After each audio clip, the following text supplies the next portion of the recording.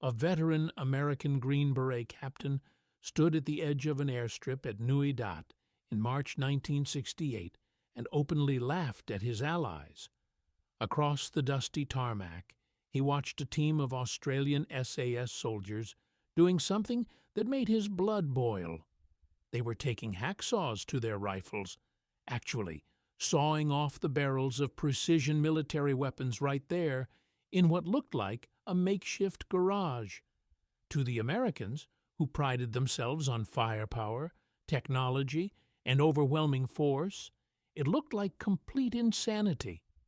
The captain turned to his sergeant and said with obvious disdain, "Look at those Australian idiots.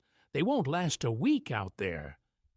He was dead wrong, because just 6 hours later, that same American captain was no longer laughing. He was pinned down in a jungle ambush, surrounded by Vietkong fighters, screaming into his radio handset for anyone who could help. And the only people coming to save him were those idiots with the sawed-off guns. But what happened next did not just save his life. It humiliated the entire foundation of American military doctrine and forced the Pentagon to quietly rewrite sections of its tactical manuals. The story of how got buried in classified files for decades because it revealed something the United States military establishment could not afford to admit: that sometimes the most powerful military on earth gets it completely wrong. This is the story of how 150 Australian soldiers operating in Vietnamese jungles achieved kill ratios that made American commanders question their own sanity, how they moved through terrain where entire American companies vanished, how captured Vietkong documents revealed that enemy forces had one tactical directive for engaging Australians versus Americans. Against Americans, attack aggressively. Against Australians, avoid contact at all costs. The numbers tell a story that military historians still struggle to explain. Australian SAS patrols in Phuoc Tuy Province achieved approximately 1 friendly casualty for every 500 enemy eliminated. American units conducting identical missions in adjacent sectors averaged 1 to 12. That disparity was not marginal. It suggested that one side had discovered something fundamental about jungle warfare that the other side had completely missed.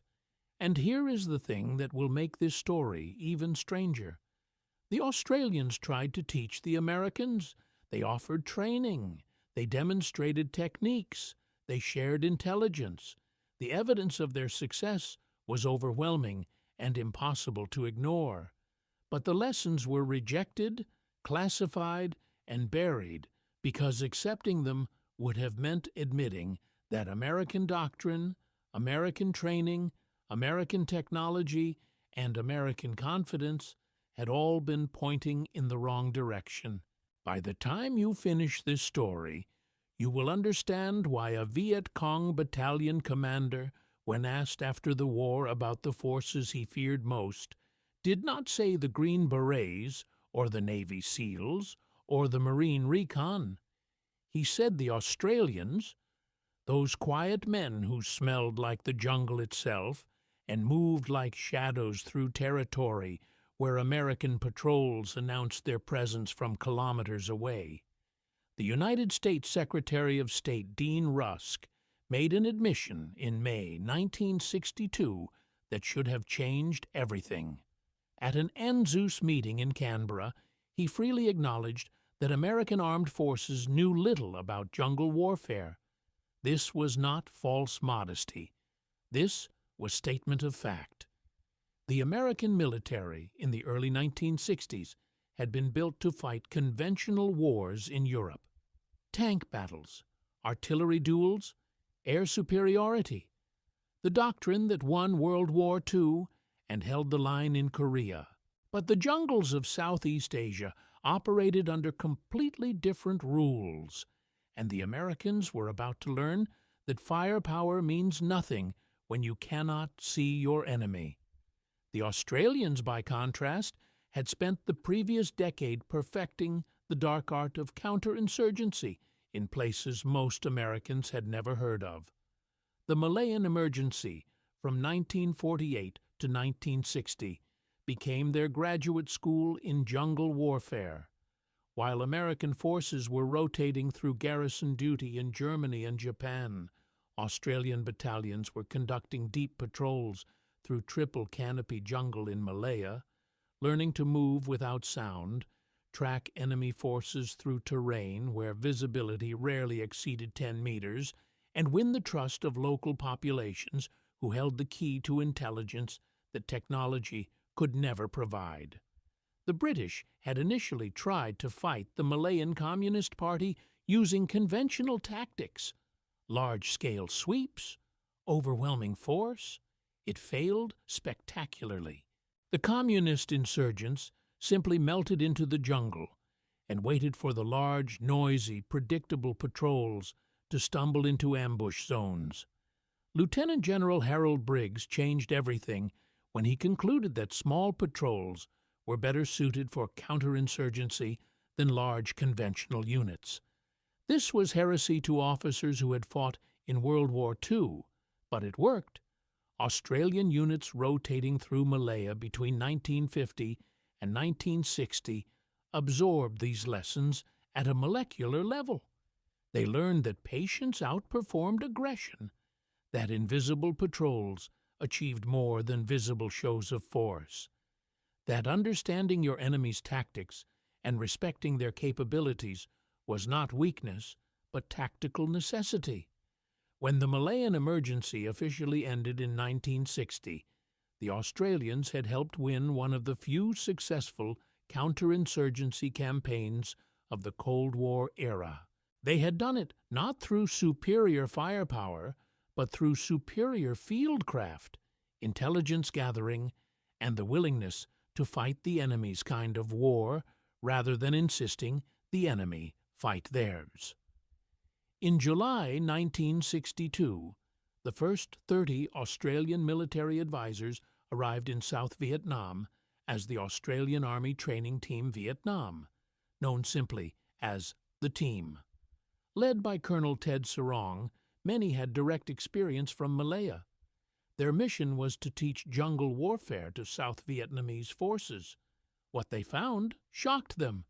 American advisors in country were teaching tactics designed for conventional warfare, large unit movements, reliance on artillery and air support, the assumption that technological superiority would compensate for tactical limitations.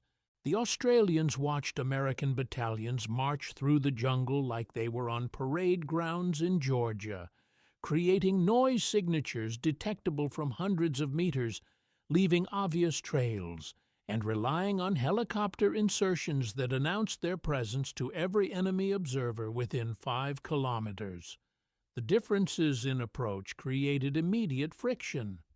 When Colonel Sarong expressed doubts about the effectiveness of the Strategic Hamlet program at a U.S. counterinsurgency group meeting in Washington in May 1963, he drew what observers described as a violent challenge from U.S. Marine General Victor Krulak.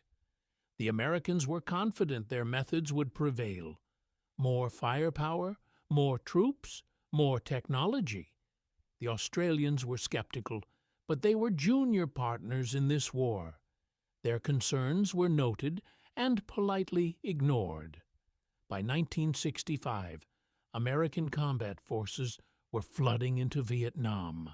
The 1st Infantry Division, the 173rd Airborne Brigade, Marine battalions wading ashore at Da Nang. Australia committed the 1st Battalion, Royal Australian Regiment, to serve alongside American forces in Bien Hoa Province. What happened over the following months became a case study in incompatible military cultures. The Australians operated in small units, typically platoon strength. They patrolled quietly, avoided obvious routes, and treated every movement as a potential contact situation. American forces, by contrast, moved in company or battalion strength, used roads and cleared areas when possible, and measured success in body counts and territory seized. The attachment of one RRR to the U.S. 173rd Airborne Brigade highlighted these differences so starkly that both Australian and American commanders agreed something had to change. But rather than one side adopting the other's methods, they decided on separation. In April 1966, the first Australian task force was established at Nui Dat in Puak Tui Province. The Australians would fight their own tactical war, independent of American operational control. This decision would create the conditions for one of the most remarkable tactical experiments of the Vietnam War. The Australian task force at Nui Dat consisted of 2 infantry battalions, later increased to 3, supported by artillery, armored personnel carriers, and a detachment that would become legendary among those who studied unconventional warfare.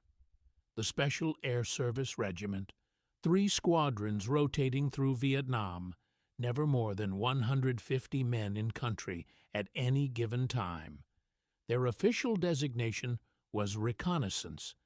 Their actual function was something far more lethal. The first thing American observers noticed about Australian SAS soldiers was the smell. In March 1968, a U.S. intelligence officer stepped off a Huey helicopter at Nui Dat and immediately detected something biological and aggressive coming from Australian troopers preparing for patrol 40 meters away. His first assumption was logistics failure. No professional military would permit soldiers to reach such a state of filth voluntarily.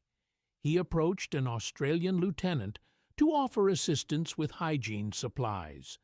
The response he received would stick with him for decades. The smell was not failure, it was doctrine.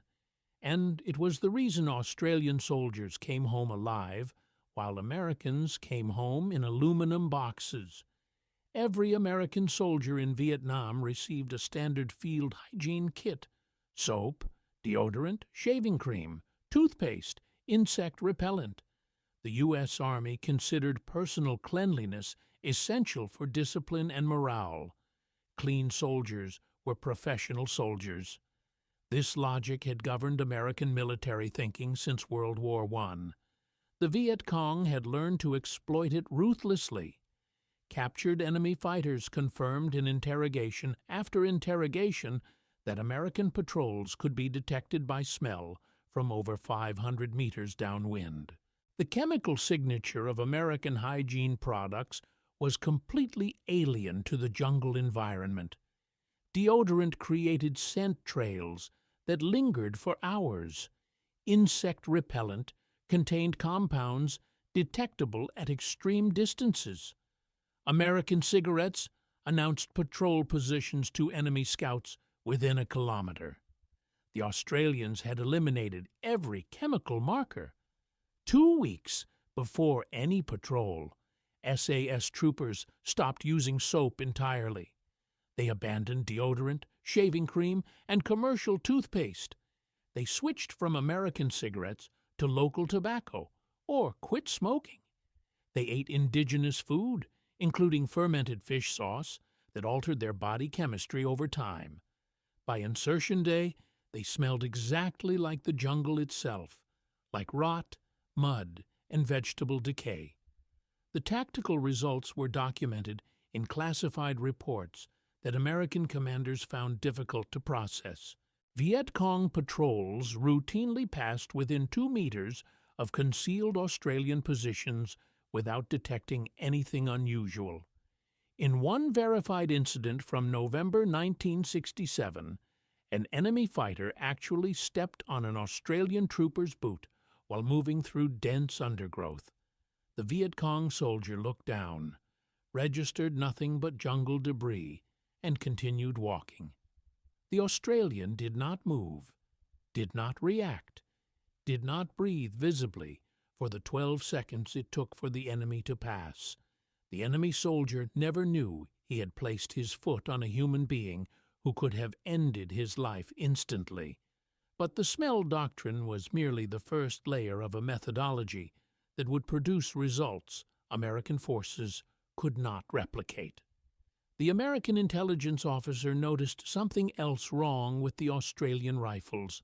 The barrels were too short. When he examined one closely, he discovered someone had taken a hacksaw to precision military weapons and removed approximately 6 inches from the barrel. This was not battlefield damage. This was deliberate modification performed in the Australian Armoury with official approval. The standard Australian service rifle was the L1A1 self-loading rifle, a variant of the legendary FNFAL. It was one of the finest battle rifles ever manufactured, accurate to 400 meters, reliable in adverse conditions, respected by militaries worldwide. American ordnance officers considered it roughly equivalent to their own M14. The Australians were destroying it, or so it appeared. They cut the barrel short. They removed flash suppressors. They welded crude forward grips from scrap metal. The resulting weapon looked like something a desperate partisan might assemble in an occupied country, not standard equipment for elite special operations soldiers. American weapons specialists who examined these modifications were appalled. The Australians had ruined the ballistics. They had reduced effective range by at least 60%. They had created something that looked unprofessional. The Australians called it the bitch, and it was perfectly designed for the environment where it would actually be used.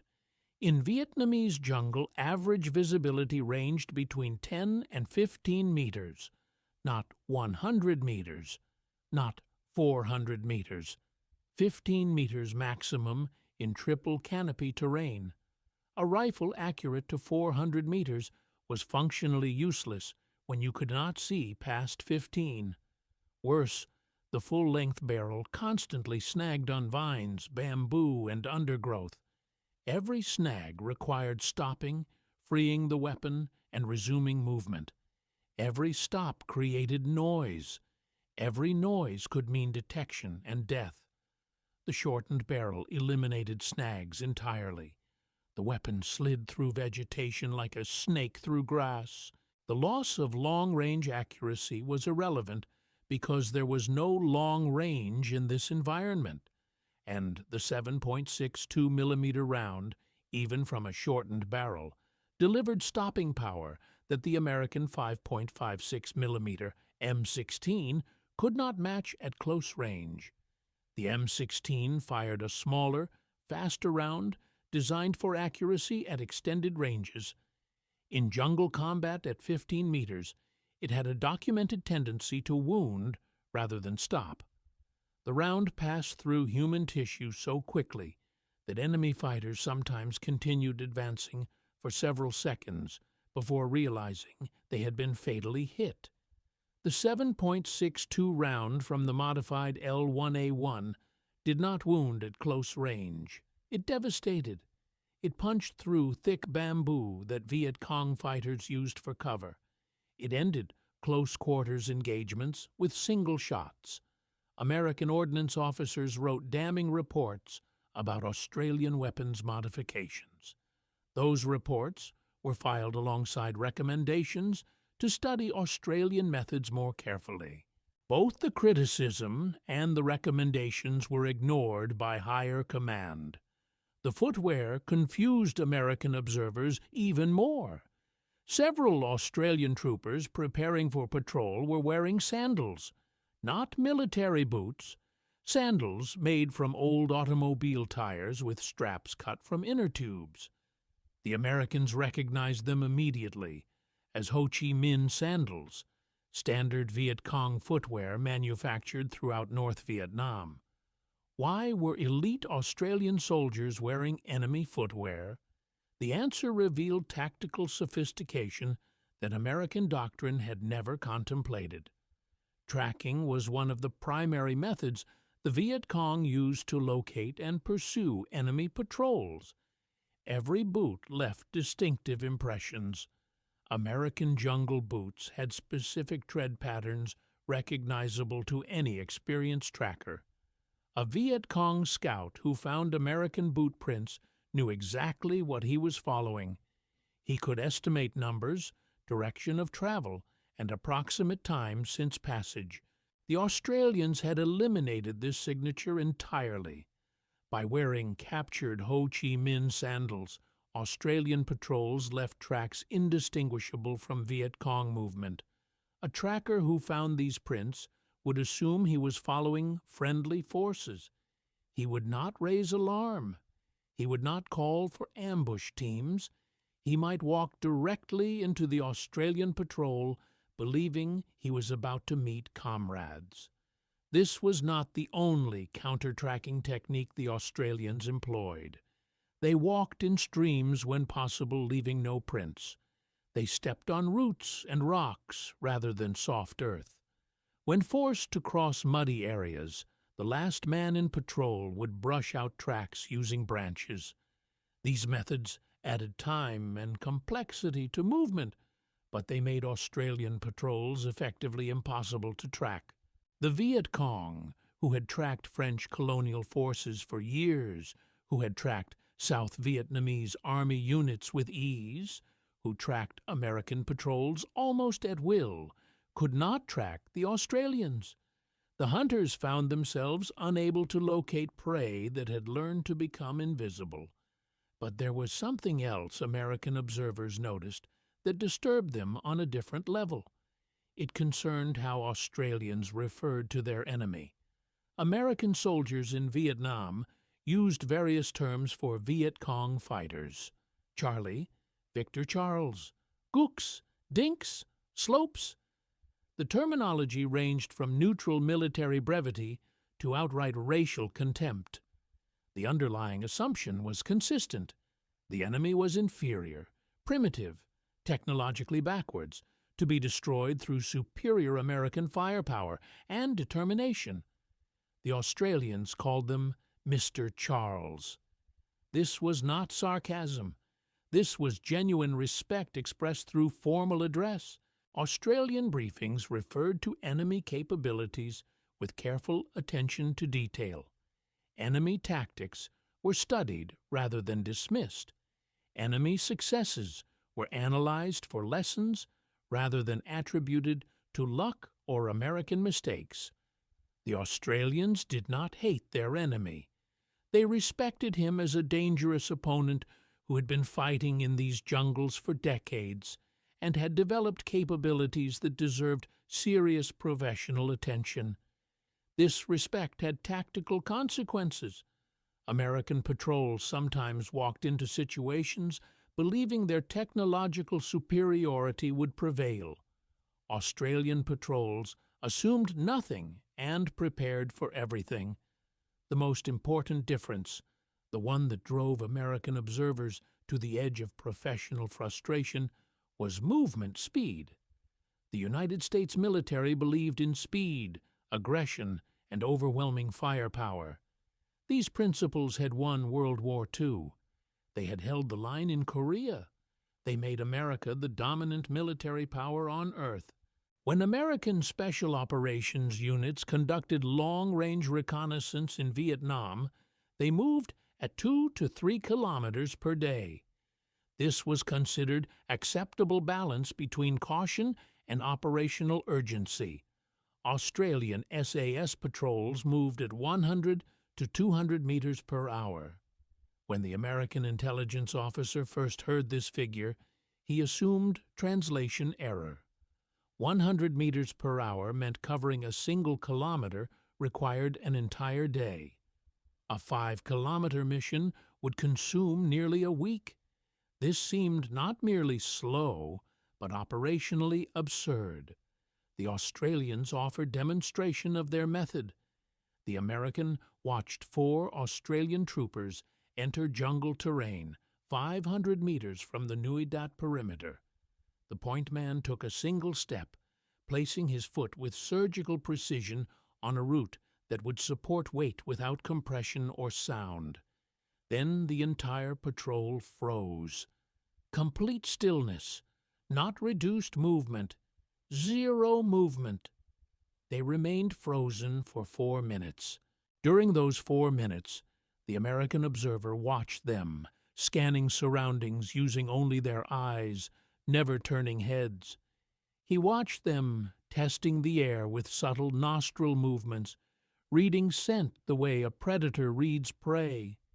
He watched their fingers make microscopic adjustments on weapons, preparing for instant action while appearing completely inert. After 4 minutes, another step, another freeze, another 4 minutes of absolute stillness. In 30 minutes, the patrol covered approximately 50 meters. The American stood 15 meters away. He heard nothing, not a rustle, not a snap, not a footfall. 4 armed men had moved 50 meters through dense jungle in complete silence. The tactical logic was brutal and irrefutable. American patrols moving at 2 kilometers per day created disturbances detectable from hundreds of meters. Snapping branches, rustling leaves, subtle vibrations transmitted through root systems. Vietkong listening posts were specifically trained to identify these signatures. At 100 meters per hour, no signature existed. The jungle soundscape recovered completely between movements. Birds kept singing. Insects kept droning. Monkeys continued their territorial calls. To enemy listening posts, areas where Australians operated sounded perfectly normal. There was nothing to investigate, nothing to report, nothing to ambush, but slow movement provided more than concealment. It transformed Australians from prey into apex predators. Moving at glacial speed, they detected enemy activity long before being detected themselves. Vietkong patrols moving at normal speeds created exactly the disturbances Australian troopers had trained to recognize. A patrol that had spent 4 hours listening could hear an approaching enemy from extraordinary distances. The hunters became hunted without ever knowing it. This explained the impossible kill ratios that made American commanders question the accuracy of Australian after-action reports. The Australians were not better marksmen than Americans. They were not braver soldiers. They were invisible. They struck from positions no enemy expected, achieved total surprise, and disappeared before effective response was possible. The doctrine that produced these results had been refined through experience in Malaya, but it contradicted everything American military culture valued. American doctrine emphasized action, speed, and technology overcoming environment. The idea that patience might outperform aggression, that stillness might outperform movement, that adaptation might outperform force, was philosophically alien to institutions built on fundamentally different assumptions. The tragedy was that lessons were available for learning. The Australians shared information freely with American counterparts. Individual American officers recognized value in Australian methods and advocated adoption. The evidence was overwhelming and accessible to anyone willing to examine it objectively. But institutions do not change because evidence demands change. They change when the cost of not changing becomes unbearable. On a morning in April 1968, an American company from the 173rd Airborne Brigade drew a mission that intelligence characterized as routine. Significant enemy activity had been reported in a sector of Phuoc Thai province. The company assigned numbered 118 paratroopers commanded by a West Point captain on his second Vietnam tour, a Bronze Star holder considered among the brigade's most capable officers. His soldiers were experienced veterans of dozens of similar operations. They carried the latest American equipment, wore standard American uniforms, maintained standard American hygiene protocols. They smelled like Americans. They moved like Americans. They would fight like Americans. An Australian SAS patrol was operating independently in the same area. 4 men led by a sergeant with 3 Vietnam tours behind him. They had been in the jungle for 6 days, moving at their standard glacial pace, gathering intelligence on enemy dispositions. They wore Ho Chi Minh sandals. They carried modified rifles. They had not bathed in 17 days. The 2 forces knew of each other's presence, but had not coordinated operations. The American captain had not requested coordination, and saw no reason to. His company would handle the mission using proven American methods. What the American captain did not know was that the Australian patrol had already found what his company was searching for. 4 days of patient movement had brought the Australians within observation distance of a Vietkong battalion headquarters. They had spent 31 hours in a single concealed position, watching, counting, documenting. They had identified over 200 enemy fighters. They had mapped defensive positions. They had noted the presence of regimental command elements visiting from higher headquarters. They had observed ammunition distribution, meal preparation, sentry rotation schedules. They had reported this intelligence through Australian channels. Somewhere in the communication labyrinth between Australian Task Force headquarters and American Third Corps, the information was lost, delayed, or dismissed as insufficiently verified. The American company walked into the area blind. They were approaching a reinforced enemy position with 10 times their numbers, and they had no idea what waited for them in the green hell ahead. The Vietkong heard them coming from over 300 meters away. The enemy battalion commander had nearly 30 minutes to prepare his reception. The ambush detonated at 11:47 hours. Textbook L-shaped killing zone. Enemy fighters positioned along 2 converging axes opened fire simultaneously with automatic weapons and rocket-propelled grenades. The Vietkong had studied American movement patterns for years. They knew exactly where helicopter landing zones would be established, exactly which routes patrols would take, exactly how long until artillery support arrived. 23 American soldiers fell in the first 20 seconds. The captain survived because he was positioned in the formation center rather than at point. He immediately implemented the response his training prescribed: return fire toward identified positions, call for artillery support, request helicopter gunships, organize survivors into defensive perimeter. Everything happened exactly as doctrine specified. Artillery rounds began impacting within 8 minutes. Gunships arrived within 15 minutes. The full weight of American firepower was directed at enemy positions. None of it was working. The Vietkong were in prepared fighting positions constructed and camouflaged over weeks. They had survived American artillery for years and knew exactly how to endure bombardment. When shells came, they stayed low in holes designed to withstand near misses. When gunships appeared, they used jungle canopy for concealment and shifted positions through covered trenches. The Americans could not see their enemy. They were shooting at muzzle flashes and suspected locations, expending ammunition against targets they could not verify. The enemy could see them perfectly.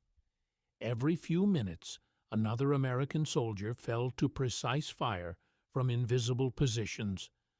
By 12:30 hours, the American company had suffered over 40 casualties. Ammunition was running critically low.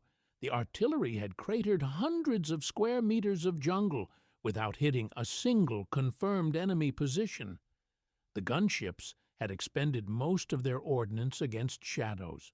The captain recognized his company was being systematically dismantled by an enemy his massive firepower advantage could not touch.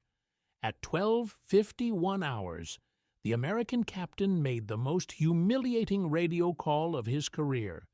He requested immediate assistance from the Australian SAS patrol he had declined to coordinate with 6 days earlier.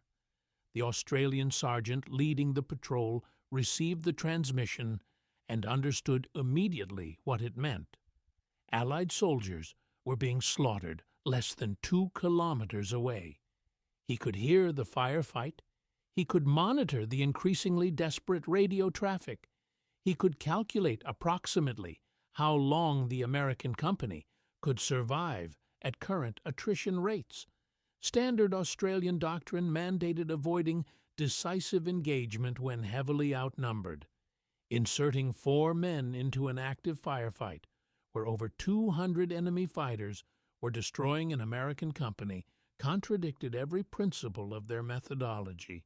4 men against a reinforced battalion was suicide by any conventional tactical analysis, but men were dying while he listened to their radio transmissions. The sergeant made his decision in under 60 seconds. His patrol would assist, but they would do it the Australian way. When the American captain learned that Australian reinforcement was moving toward his position at 100 meters per hour, his response was volcanic with rage and desperation. His men were dying in real time. Help was less than 2 kilometers away, and that help was apparently sleepwalking through the jungle at a pace that would arrive sometime next week. He demanded the Australians move faster. The sergeant refused with quiet finality. He explained briefly that faster movement would result in detection, and detected reinforcement would simply add Australian casualties to the American total without changing the outcome. The captain would have to hold with what he had until the Australians reached a position where they could actually make a difference. The next 93 minutes were the longest of the American captain's military career. What he could not see, could not comprehend from his position of desperation, was what the Australians were actually doing. The patrol was not moving toward the American position. They were moving into the enemy position, through it, using the firefight's noise as auditory cover, using scent discipline honed over months to avoid detection. 4 Australian soldiers were infiltrating directly through the Vietkong rear area. The movement demanded absolute mastery of every skill Australian training had developed. They passed within meters of enemy fighters, focused entirely on the American target to their front. They navigated through a battalion-sized engagement without creating any disturbance that might alert the enemy to their presence. They moved in complete silence through vegetation that should have made silence impossible. At one point, an enemy fighter moved to within arm's reach of the sergeant's position to adjust his equipment. The Australian remained frozen as the Vietkong soldier checked his ammunition and returned to his fighting position. The enemy never knew that death had been one trigger pull away.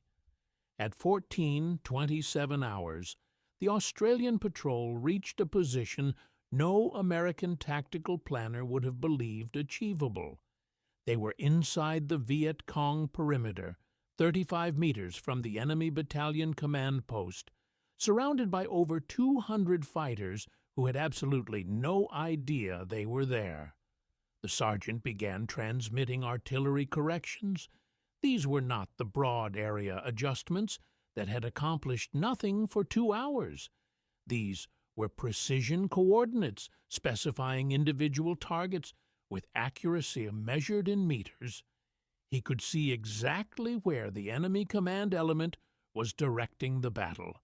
He could see the machine gun positions causing the heaviest American casualties. He could see ammunition distribution points, reinforcement routes, prepared withdrawal paths. The first corrected fire mission landed directly on the Vietkong command post. The battalion commander and his staff ceased to exist in a single devastating impact. Command and control collapsed instantly. The second correction eliminated a heavy machine gun position responsible for roughly 40% of American casualties. The gun went silent permanently. The third correction sealed the primary enemy withdrawal route. Vietkong fighters attempting to disengage found themselves caught in killing zones by artillery that seemed to anticipate their movements before execution. The fourth correction destroyed an ammunition cache that had been feeding enemy positions. Secondary explosions continued for several minutes. Within 18 minutes of the first Australian-directed fire mission, the battle reversed completely. The force that had been methodically destroying an American company was now being eliminated with surgical precision. Positions that had been invisible to American observers were targeted with impossible accuracy. Escape routes were sealed before they could be used. The surviving Vietkong broke and fled, abandoning equipment, wounded, and all organizational coherence. The American company, which had faced annihilation 90 minutes earlier, was able to consolidate and prepare for extraction. Final casualty count told a story that would haunt American tactical doctrine for decades. 34 Americans killed, 51 wounded out of 118 engaged. Vietkong losses estimated at 87 confirmed killed, with unknown additional casualties from the artillery barrage. The Australian patrol that had infiltrated an enemy battalion perimeter and called precision fires from inside their lines suffered 0 casualties. The after-action reports were classified at the highest levels, not for operational security, for institutional protection. 4 Australians using methods American commanders had dismissed as primitive had accomplished what 118 elite American paratroopers with massive fire support could not achieve. They had not merely rescued the American unit. They had demonstrated beyond any possibility of denial that American doctrine was producing preventable failure, while Australian doctrine was producing extraordinary success. This was not information the Pentagon wanted circulating through the ranks, but evidence kept accumulating, and the most damning evidence came from the enemy themselves. Documents captured in late 1968 revealed that the Vietkong had developed completely different tactical guidance for engaging Australian versus American forces. For Americans, the guidance emphasized predictability and exploitable vulnerability. American units used helicopter insertion, creating detectable noise signatures from kilometers away. American patrols moved at trackable speeds, leaving clear trails. American soldiers could be smelled from 500 meters downwind. American doctrine favored immediate escalation to heavy supporting fires, which created exploitable patterns. Recommended approach for engaging Americans: aggressive ambush at carefully selected locations, inflict maximum casualties in the first 30 seconds, withdraw through prepared routes before artillery becomes effective, reposition for subsequent engagements. For Australians, the guidance was radically different. Australian patrols were acknowledged as extremely difficult to detect. They could not be smelled because they eliminated chemical signatures. They could not be heard because they moved too slowly to create sound.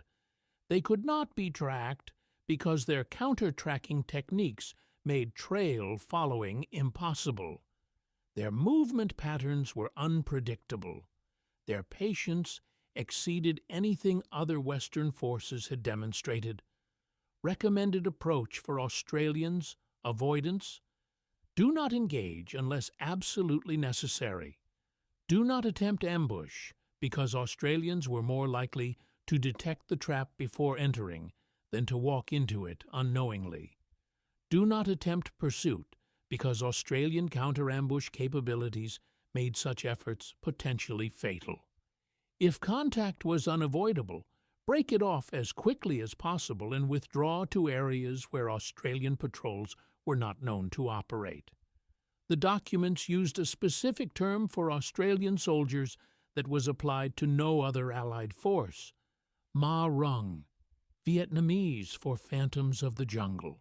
The term carried supernatural connotations exceeding ordinary military respect. The Vietkong were not merely cautious about Australian forces. They were genuinely afraid in ways they were never afraid of Americans, despite American overwhelming advantages in firepower and technology. This fear had measurable tactical consequences documented in intelligence assessments. Enemy activity in Phuoc Toi province, where Australian forces concentrated, was consistently lower than in adjacent American-controlled sectors. Vietkong units that aggressively engaged American forces in one area refused to enter Australian operational territory in neighboring sectors. When enemy forces did enter Australian areas of operations, their behavior changed completely, becoming defensive and cautious rather than offensive and aggressive. American commanders noticed this disparity and demanded explanations. Perhaps the Australians were in less strategically important areas. Perhaps they were avoiding contact to keep casualty figures artificially low. Perhaps they were falsifying operational reports to make their sector appear quieter than it actually was. The captured documents eliminated every alternative explanation. The enemy was explicitly instructing forces to avoid Australian contact because Australians were demonstrably more dangerous despite having far fewer troops and less firepower. The Viet Cong were choosing their fights, engaging where they had advantages, avoiding engagements where they did not. Against Americans, they had systematic advantages. Against Australians, they had none. But why? What created this fundamental difference that raw statistics could not fully explain?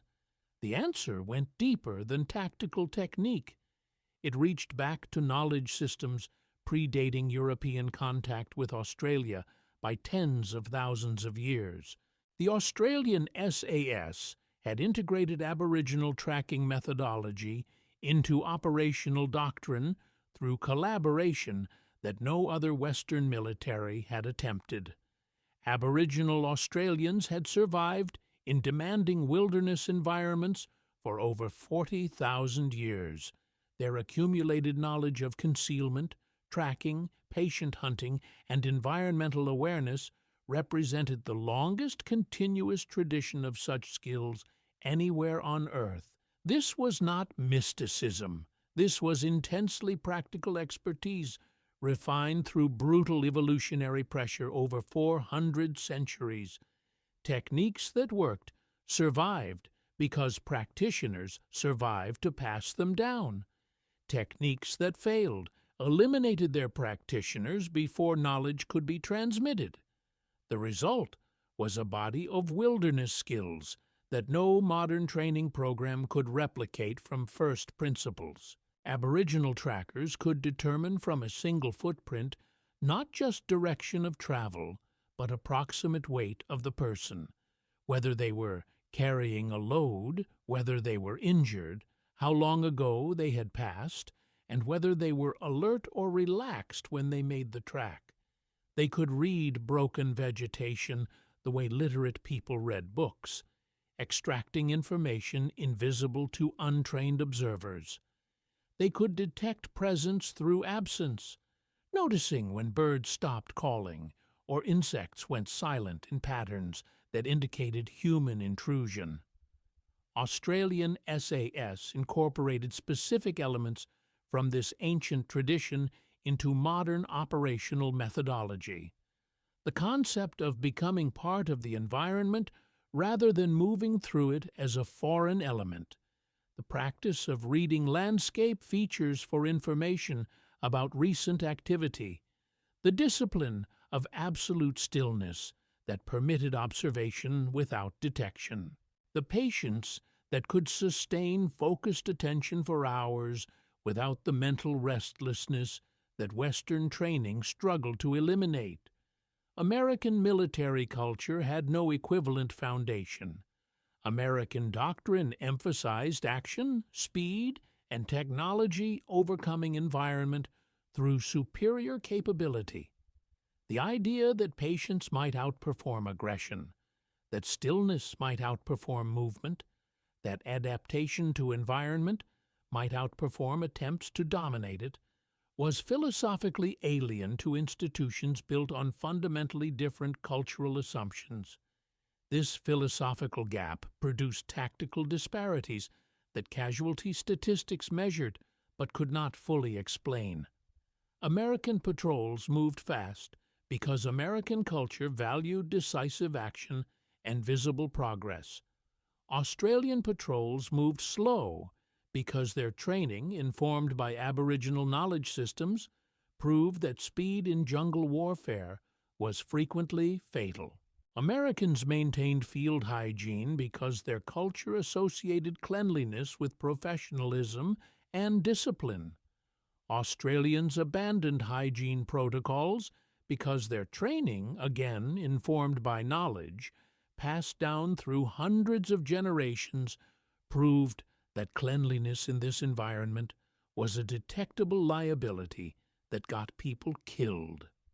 The final numbers, compiled years after the last Australian combat troops departed Vietnam in 1971, told a story that mainstream military history has struggled to incorporate. During their deployment, Australian and New Zealand SAS forces in Vietnam conducted nearly 1,200 combat patrols. They inflicted approximately 600 enemy casualties confirmed killed, with additional casualties probable but unverified. Their own losses totaled 1 killed in action, 1 died of wounds, 3 accidentally killed, 1 missing, and 1 death from illness. 28 men were wounded in action. During the period of deployment, 580 men served in the Australian SAS in Vietnam. The kill ratio was approximately 100-1 when counting only confirmed enemy deaths against Australian combat losses. No other unit in the Vietnam War, American or Allied, approached this level of operational effectiveness measured by the brutal mathematics of casualty exchange. The highest American kill ratios, achieved by elite units like MACV SOG, hovered around 17-1 under optimal conditions. Standard infantry units averaged closer to 1-1, with some operations producing negative ratios where American losses exceeded verified enemy casualties. American Special Operations Forces eventually absorbed many Australian lessons, but the process took decades. The shortened M4 carbine that became standard for U.S. Special Operations in the 1990s was directly influenced by observations of Australian modified rifles in Vietnam. Modern American Special Forces training emphasizes noise discipline, environmental adaptation, and movement speeds that prioritize invisibility over speed. These were techniques Australian SAS demonstrated effective in 1966, but American doctrine did not formally adopt until the 1980s and 1990s. The American captain who made that desperate radio call begging for help from soldiers he had mocked days earlier survived the war. He spent his remaining months in country seeking out Australian personnel, asking questions, observing training exercises, trying to understand what had happened and why everything he had been taught had failed so completely when it mattered most. He learned that his company had walked into that ambush smelling like a mobile department store, their chemical signatures announcing presence from distances he had never imagined possible. He learned that his patrol speed, which he had considered cautious and tactical, had announced their presence to every enemy listening post within a kilometer. The sounds his men made moving through vegetation, sounds he had dismissed as unavoidable background noise of jungle operations, had been screaming advertisements to enemy forces who had learned to read the jungle the way Americans read road signs.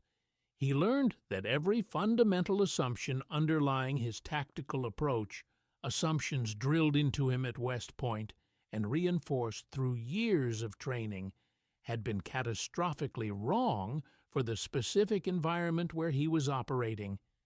He also learned that the men who saved him had been dismissed as primitives by American colleagues, that their methods had been mocked as cowardice or incompetence by officers who had never seen them operate, that the evidence of their success had been classified and buried because it embarrassed institutions that preferred comfortable failure to uncomfortable learning.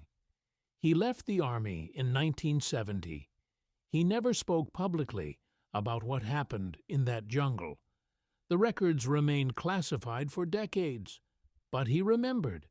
He remembered the men who fell because American doctrine put them in positions that Australian doctrine would have avoided.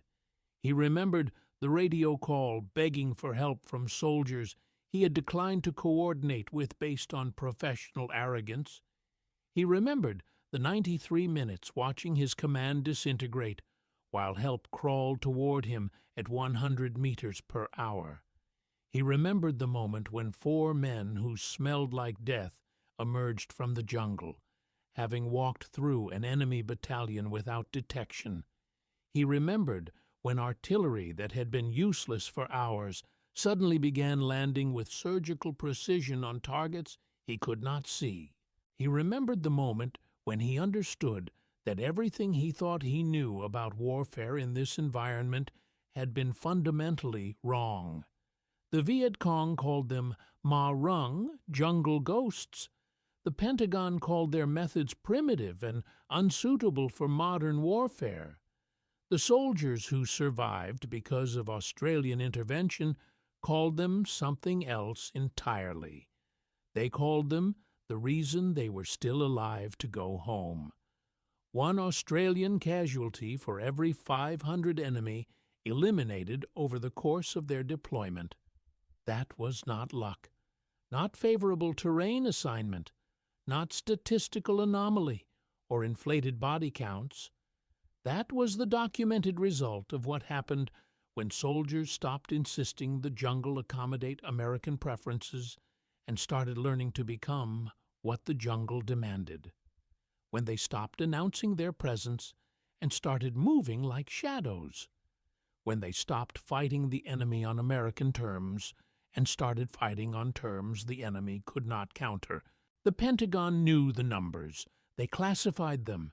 The enemy knew the numbers. They feared them. The survivors knew the numbers. They owed their lives to them.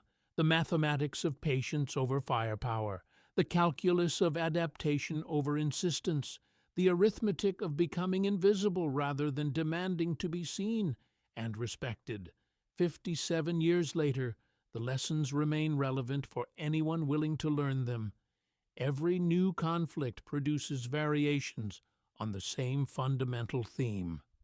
Technological overconfidence meeting environmental reality. Institutional assumptions colliding with conditions those assumptions cannot address. The Australians solved the problem in 1966. They offered to teach the Americans what they had learned. The lessons were meticulously documented in after-action reports, demonstrated through joint operations, and made available through training programs and exchange officers. But institutions protected their doctrinal assumptions more carefully than they protected their soldiers. Pride, bureaucratic inertia, and the unwillingness to admit that smaller Allied forces had discovered something fundamental that American military science had missed, all combined to delay adoption of proven techniques for decades. Some would argue they still do. The same patterns repeat in different conflicts: overwhelming faith in technology and firepower, resistance to lessons that challenge institutional identity, the assumption that what worked in previous wars will work in current conditions. That is the legacy. That is what 150 Australian soldiers proved in the jungles of Huoc Tui Province between 1966 and 1971. That sometimes the most powerful military on Earth gets it completely wrong. That sometimes the answer is not more firepower, not better technology, not more troops or more aggressive tactics. Sometimes the answer is becoming invisible, moving slower than instinct demands, and learning from people who have been reading jungle signs and surviving in hostile wilderness since before the first pyramids were built in Egypt. The Australians answered that question more than 50 years ago in blood, patience, and silent professionalism. The institutions that ignored them, that classified the evidence and buried the lessons, are still formulating their official response